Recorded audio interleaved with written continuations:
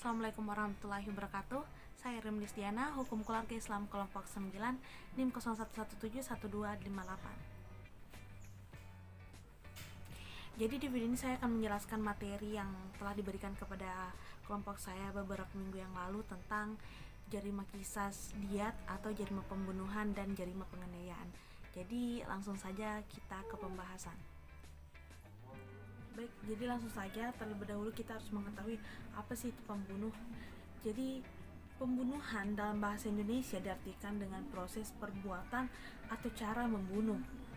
Dalam bahasa Arab, pembunuhan disebut al-qatlu yang artinya mematikan. Dalam istilah pembunuhan didefinisikan oleh Wahbah Zuhaili yang mengutip pendapat Syarbini Khatib sebagai berikut, yang artinya pembunuhan adalah perbuatan yang menghilangkan atau mencabut nyawa seseorang. Dari definisi tersebut dapat disimpulkan bahwa pembunuhan adalah perbuatan seseorang terhadap orang lain yang mengakibatkan hilangnya nyawa, baik perbuatan tersebut dilakukan dengan sengaja maupun tidak sengaja. Kemudian yang selanjutnya itu dasar pembunuhan atau dasar hukum dari pembunuhan ini. Jadi terdapat pada surah Al-An'am ayat 151 yang artinya, dan janganlah kamu membunuh jiwa yang diharamkan Allah melainkan dengan sesuatu sebab yang benar. Kemudian ada pula hadis Rasulullah SAW dari Ibnu Mas'ud radhiyallahu anhu, ia berkata, Rasulullah SAW telah bersabda, tidak halal darah seorang muslim yang telah menyaksikan bahwa tidak ada Tuhan melainkan Allah dan bahwa aku utusan Allah kecuali dengan salah satu 3 perkara. Yang pertama, berzina muhsan. Yang kedua, pembunuh. Yang ketiga, orang yang meninggalkan agamanya, yang memisahkan diri dari jamaah. Selanjutnya itu macam-macam pembunuhan. Pembunuhan secara garis besar dapat dibagi menjadi 2 bagian, yakni sebagai berikut. Yang pertama, pembunuhan yang dilarang, yaitu pembunuhan yang dilakukan dengan melawan hukum. Dan kemudian yang kedua, pembunuhan dengan hak, yaitu pembunuhan yang dilakukan dengan tidak melawan hukum, seperti membunuh orang murtad atau pembunuhan oleh algojo yang bertugas melaksanakan hukuman mati. Menurut pendapat jumhur ulama, pembunuhan yang dilarang dibagi menjadi 3. Yang pertama yaitu pembunuhan sengaja. Pembunuhan sengaja adalah suatu pembunuhan di mana pelaku perbuatan tersebut sengaja melakukan suatu perbuatan dan dia menghendaki akibat dari perbuatannya, yaitu matinya orang yang menjadi korban. Sebagai indikator dari kesengajaan untuk membunuh tersebut dapat dilihat dari alat yang digunakan untuk membunuh. Dalam hal ini umumnya alat yang digunakan itu alat yang mematikan seperti senjata api, benda tajam, dan lain-lain sebagainya. Adapun unsur-unsur dari pembunuhan sengaja adalah, yang pertama, korban yang dibunuh adalah manusia yang masih hidup. Yang kedua, kematian yang terjadi adalah hasil dari perbuatan pelaku. Dan kemudian yang ketiga yaitu pelaku tersebut menghendaki terjadinya kematian. Jadi selanjutnya yaitu pembunuhan menyerupai sengaja. Jadi pembunuhan dalam kasus ini tuh semi-semi sengaja. Maksudnya pembunuhan menyerupai sengaja adalah sengaja dan dalam melakukan perbuatan yang dilarang dengan alat yang pada umumnya tidak akan mematikan, namun kenyataannya korban mati karenanya. Maksudnya perbuatan memang dilakukan dengan sengaja, tetapi tidak ada niat dalam diri pelaku untuk membunuh korban. Sebagai bukti tentang tidak adanya niat membunuh tersebut dapat dilihat dari alat yang digunakan. Apabila alat tersebut pada umumnya tidak mematikan seperti kerikil, ranting kayu, penggaris dan sebagainya, maka pembunuhan yang terjadi termasuk pembunuhan yang menyerupai sengaja. Adapun unsur-unsur dari pembunuhan menyerupai sengaja adalah, yaitu yang pertama adanya perbuatan dari pelaku yang mengakibatkan kematian. Yang kedua adanya kesengajaan dalam melakukan perbuatan. Dan yang ketiga kematian adalah akibat dari pelaku. Kemudian contohnya misalkan ya, Contohnya dari seorang guru memukul penggaris kepada seorang murid, tiba-tiba murid tersebut meninggal dunia, maka perbuatan tersebut disebut sebagai pembunuhan semi sengaja. Maksudnya tidak ada niatan sebelumnya bahwa hal tersebut akan membuat korban menjadi meninggal, akan tetapi dengan hal tersebut ternyata korban meninggal. Jadi seperti itu kira-kira penjabaran dari pembunuhan semi sengaja ini. Kemudian yang ketiga yaitu pembunuhan karena kesalahan. Dalam pembunuhan ini sama sekali tidak ada unsur kesengajaan untuk melakukan perbuatan yang dilarang, dan tindak pidana pembunuhan terjadi karena kurang hati-hati atau kelalaian dari pelaku. Adapun unsur-unsur pembunuhan karena kesalahan ini yaitu yang pertama adanya perbuatan yang mengakibatkan korban meninggal, yang kedua perbuatan tersebut terjadi karena kesalahan atau kelalaian, kemudian yang ketiga antara perbuatan kekeliruan dan kematian korban terdapat hubungan sebab akibat. Contohnya nih, seorang menebang pohon, kemudian pohon tersebut tiba-tiba tumbang dan menimpa orang yang sedang lewat hingga tewas. Jadi seperti itu contohnya. Kemudian yang keempat, hukuman untuk pembunuhan. Yang pertama, jadi adapun hukuman yang akan diberikan atau akan dikenakan kepada pelaku pembunuhan, yang pertama yaitu hukuman untuk pembunuhan sengaja. Pembunuhan sengaja dalam syariat Islam diancam dengan beberapa macam hukuman. Hukuman pokok untuk pembunuhan sengaja lah qisas dan kifarat. Sedangkan hukuman pengganti adalah diat atau takzir, dan hukum tambahannya adalah penghapusan hak waris dan wasiat. Jadi aku jelaskan dulu. Yang pertama itu hukuman qisas. Jadi qisas dalam arti bahasa menelusuri jejak.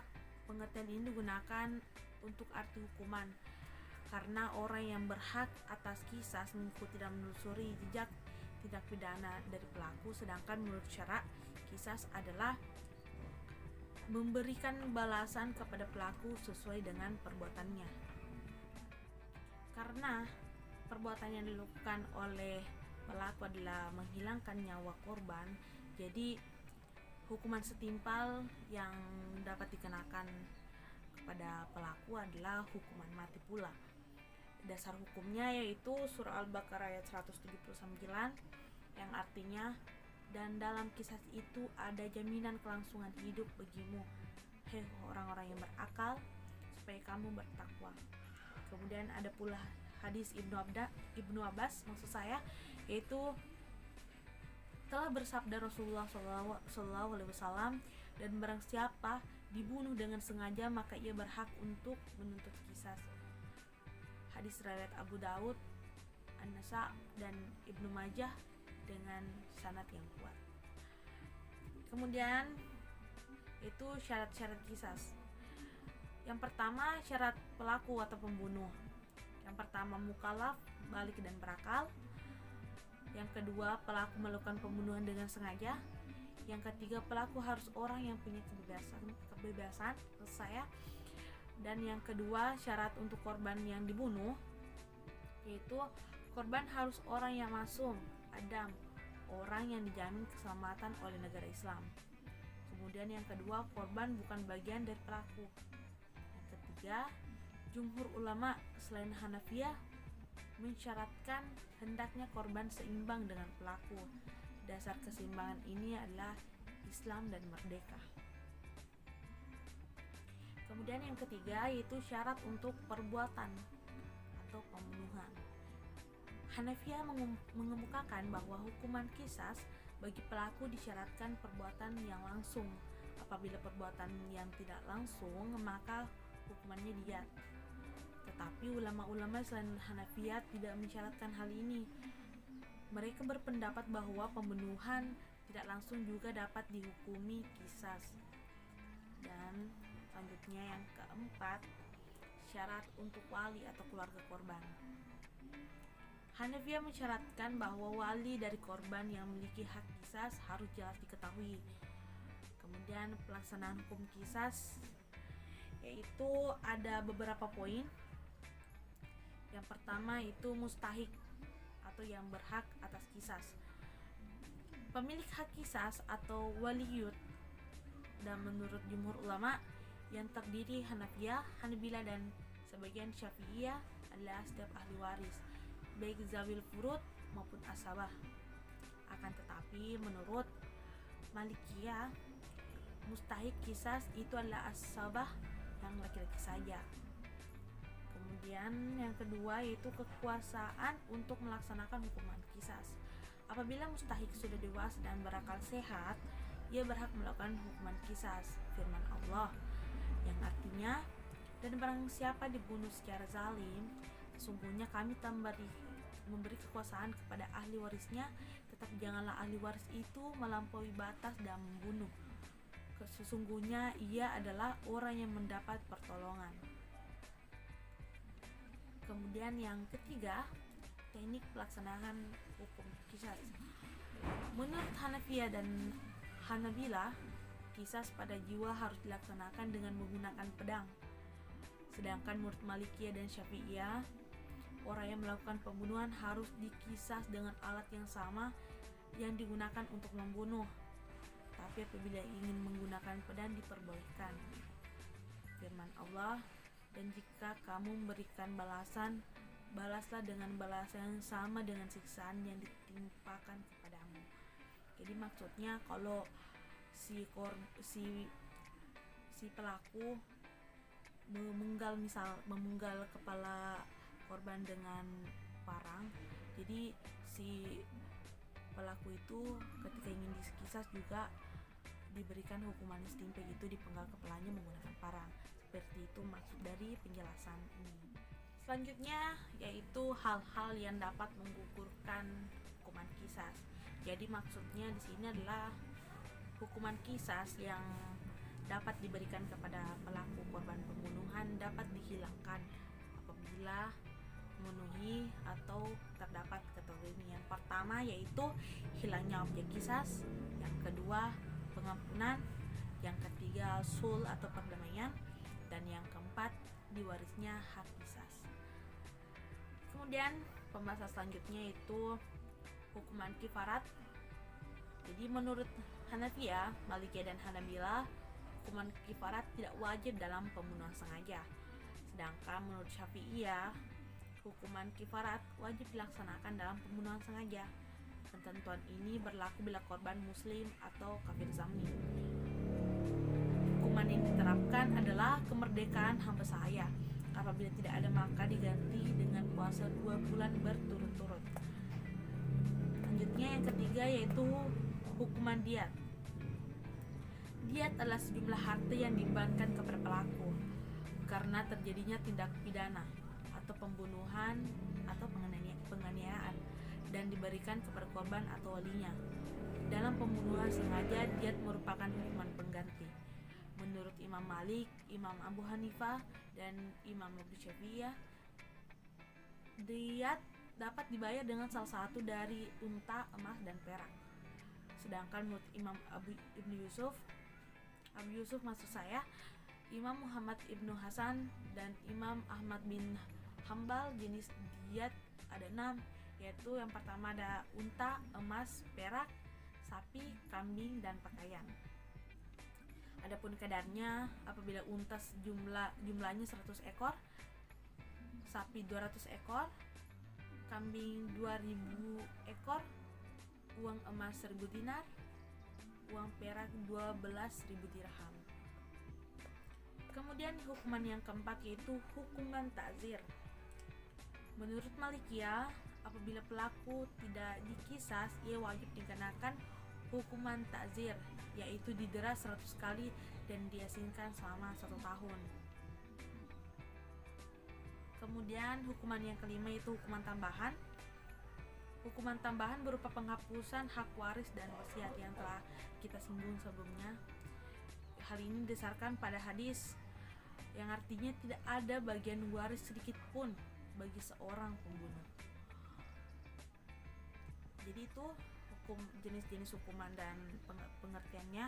Selanjutnya hukuman pembunuhan yang menyerupai sengaja. Jadi tadi kita sudah membahas hukuman-hukuman yang dikenakan kepada pembunuhan sengaja. Sekarang kita beralih kepada hukuman bagi pembunuh yang menyerupai sengaja.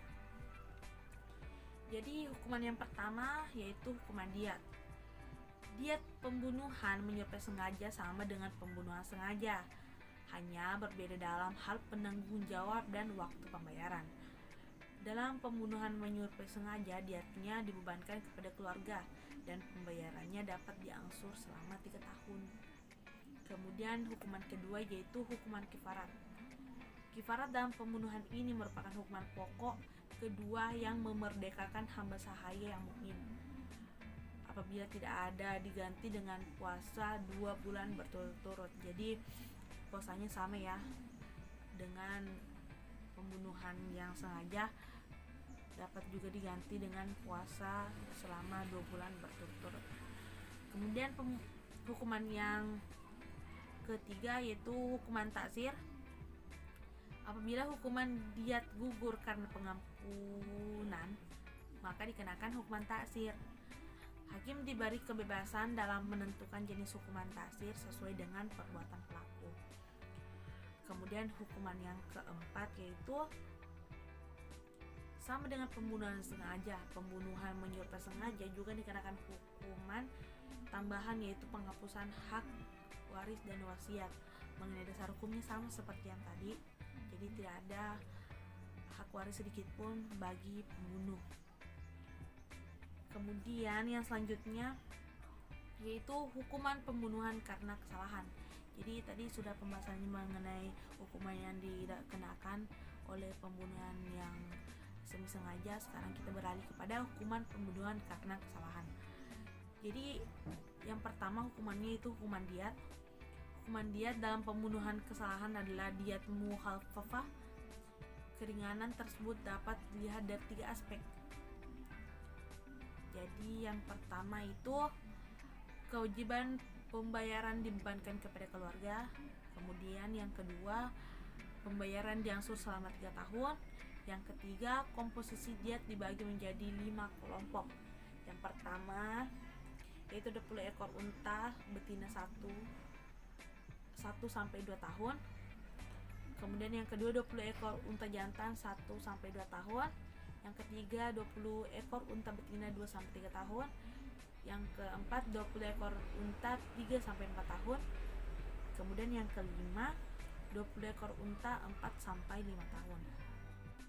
Selanjutnya itu hukuman kifarat. Hukuman kifarat dalam pembunuhan karena kesalahan adalah hukuman pokok atau jenisnya adalah memerdekakan hamba sahaya yang mukmin. Apabila tidak ada, maka puasa 2 bulan berturut-turut. Jadi sama saja sama pembunuhan sengaja dan tidak sengaja, sama saja puasa 2 bulan berturut-turut. Kemudian yang hukuman ketiga yaitu hukuman pengganti. Hukuman pengganti dalam pembunuhan karena kesalahan adalah puasa 2 bulan berturut-turut sebagai pengganti dari memerdekakan hamba sahaya. Jadi tadi kalau poin kedua tidak dilaksanakan maka diganti dengan yang poin ketiga. Kemudian hukuman keempat yaitu hukuman tambahan. Hukuman tambahannya adalah penghapusan hak waris dan wasiat. Jadi sama saja ya. Jadi ketika membunuh, salah satu hukuman yang bisa didapatkan yaitu tidak mendapat harta warisan maupun wasiat.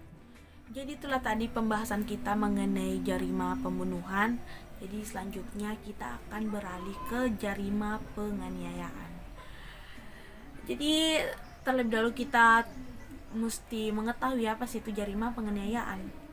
Jadi jarima penganiayaan adalah perbuatan menyakiti orang lain yang mengenai badannya tetapi tidak sampai menghilangkan nyawa. Melukai atau penganiayaan dalam hal ini jinayat terhadap selain jiwa bisa sengaja, semi sengaja, dan kesalahan. Dalam hal ini para ulama membagi menjadi 5 macam, yaitu ibarat al-atraf, yaitu memotong anggota badan termasuk di dalamnya pemotongan tangan, kaki, hidung, gigi, dan sebagainya.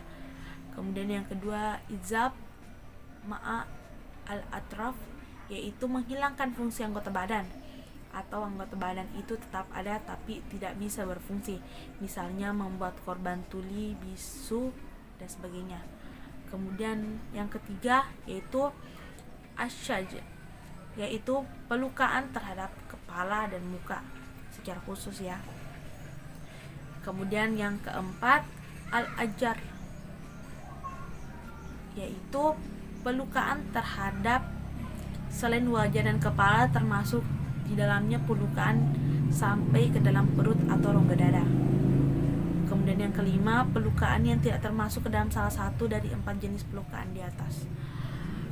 Jadi selanjutnya kita akan membahas tentang hukuman-hukuman yang dapat dikenakan pada pelaku penganiayaan. Yang pertama yaitu hukuman qisas. Yang kedua, hukuman diat. Hukuman diat atau kamila berlaku apabila manfaat jenis anggota badan hilang seluruhnya, sedangkan diat goir atau kamila atau irshi berlaku apabila manfaat jenis anggota badan itu hilang sebagian, sedangkan sebagian lagi masih utuh. Kemudian yang ke-C, hikmah dan tujuan pembunuhan. Syariat Islam diturunkan oleh Allah Subhanahu wa taala untuk kemaslahatan kehidupan manusia, baik yang menyangkut kehidupan pribadi maupun kehidupan masyarakat. Nyawa seseorang adalah mahal, karena itu harus dijaga dan dilindungi.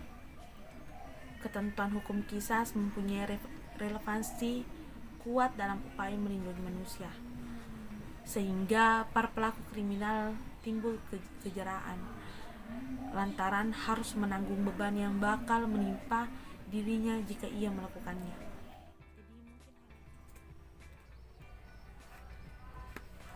Jadi mungkin cukup sekian pembahasan kita pada hari ini. Permohonan maaf apabila masih banyak kesalahan, karena saya juga masih dalam proses belajar. Dan sebelum saya mengakhiri, saya mau mengutip sebuah kata dari Imam Syafi'i yang mengatakan bahwa jika kamu tidak mampu menahan lelahnya belajar, maka kamu harus menahan perihnya kebodohan. Jadi tetap semangat dalam berproses, karena terbentur maka kita akan terbentuk. Sekian, ihdinas siratal mustaqim, wallahul muwaffiq ila aqwamit thoriq. Wassalamualaikum warahmatullahi wabarakatuh.